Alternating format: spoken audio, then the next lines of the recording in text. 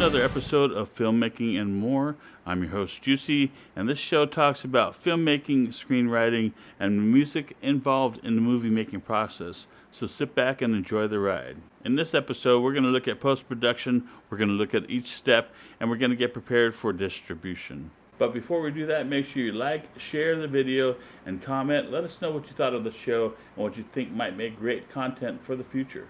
Now, on with the show. For post-production, I have a list set out here, and it's not necessarily a complete list or an exhaustive list, and your list may vary depending on your project, of course.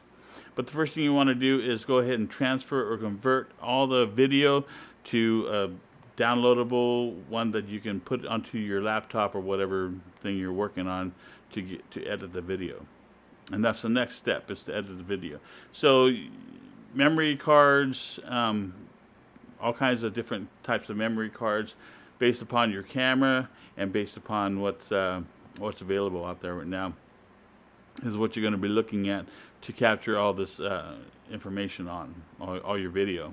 The next step is editing, and that's strictly for the video, so you want to make sure that you got everything lined up as far as chronologically, and particularly if it's a scene that's one after, there's a few scenes that play one after the other, and you want to make sure that those cuts are seamless, or if it's a cut that's supposed to be jarring or whatever, that's depending upon the director and the editor, of course. So you're going to also make sure that you have all the shots that you needed, and if there's any reshoots, this is probably be a good time to bring it up and list them out and say, okay, so we got to redo that scene, so we got to get that actor back in, or those actors back in, and maybe even rewrite, I don't know.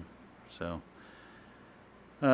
also added to that would be color grading. So this is a step that I haven't really, dove into as far as being any too knowledgeable about it, or somewhat knowledgeable about it, but for right now, take a look at examples of films that you like and take special interest into the color grading of the actual movie itself.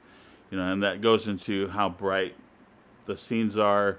If it's a very dark or horror genre film, you're not going to want a lot of bright light. And then, of course, you're going to be adding it, whether it, trying to get the flesh tones right, or the colors of the monsters right, if they're green or whatever.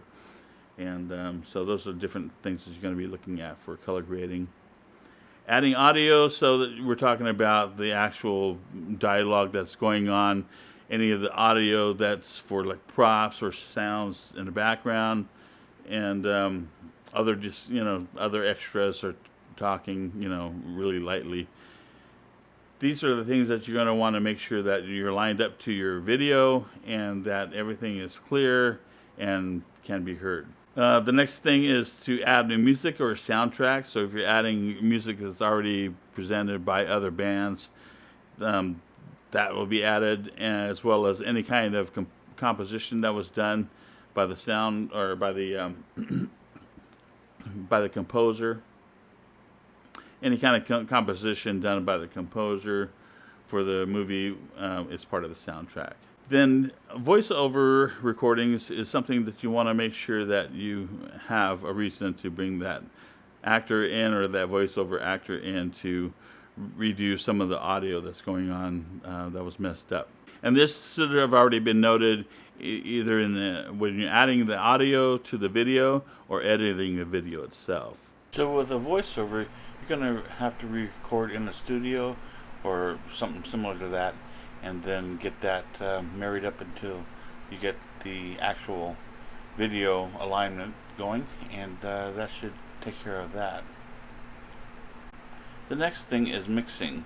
So the mixing is nothing more than just making sure all your audio levels are correct, and that it's actually marrying up to the editing video or the video, and all the sound is pretty much compressed and leveled out and normalized, so that nothing is bigger sounding than the other.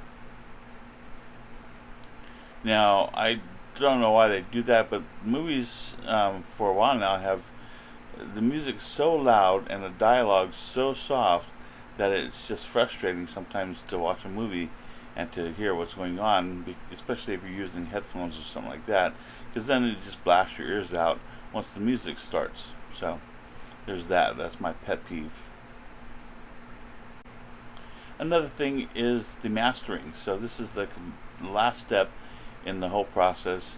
Basically, it's wanting to make sure that everything is correct and the movie is supposed to move along like it's supposed to, according to the director. And the sound levels are correct, the color grading is correct, and you can hear everything clearly, and the music's great and everything like that. So that takes care of post-production. So if you like this episode of Filmmaking and More, that's great. Go ahead and subscribe to the channel and ring the bell. That way you're notified whenever I drop a video.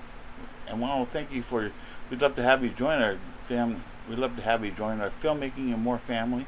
Follow us on Facebook, Twitter, and Instagram. Links are in the description box below. The support provides Juicyfroot Production. Your support provides Juicyfroot Productions the resources and access it needs to keep continuing providing content like this. From us here at Juicyfroot Productions and Robb Entertainment Corporation, this is your host Juicy, ending another great episode for Filmmaking and More. Thank you, and have a great day. Gotta take you by the hand, oh yeah, and lead you to that brother's love.